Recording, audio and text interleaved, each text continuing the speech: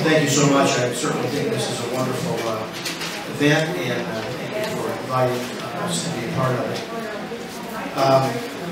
The Church of the Nazarene, its really beginning days was around 1930.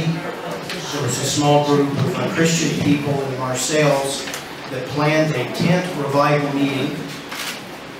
One resident allowed the tent to be pitched on his front lawn. And that tent revival was well attended by many people from several different churches.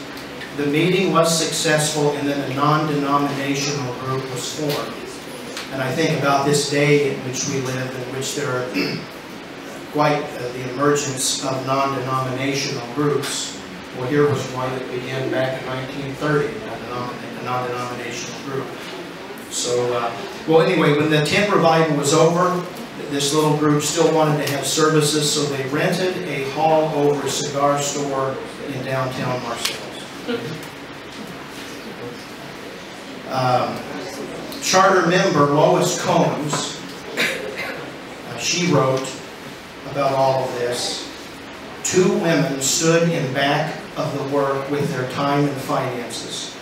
I think we owe a great deal to them for being so interested when things looked hopeless.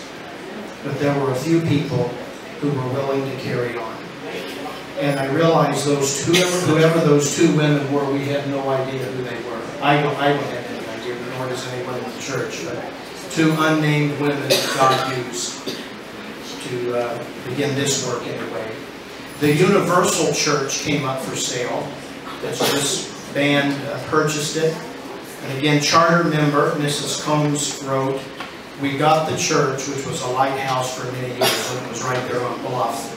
And so they were there until the late 30s, to where we, or not the late 30s, but the late 60s, when they eventually then moved out on the east side of town. They called themselves, because they were non-denominational, the Community Church. So they wanted to unite with a holiness denomination, and they were considering two denominations, but they were leaning more toward the Church of the Nazarene. So finally their decision was to join with the Church of the Nazarene. And Mrs. Combs, again charter member, wrote, Dr. Chalfant, who was the district superintendent of Chicago Central District, came down to Marseilles to see us. He wanted us to join the Nazarenes, and that was what we were wanting to do. So that was in the 30s. So then in 1931, Reverend Arthur Nutt, N-U-T-T, he was the pastor of the first Church of the Nazarene in Ottawa, and he organized the Community Church in 1931 into the Church of the Nazarene, and they had 16 members. One of their early methods of outreach was street meetings, and they met at the corner of Washington and Main Street, and they met out there and they sang, they testified about, and there were many other hardships they had in getting started as a congregation at the end of the Depression. These are the last words that Lois Combs wrote. Many are the times, I thought this was powerful. She wrote, many are the times when we had to pray for God to help us find a way to meet obligations. God never failed us then.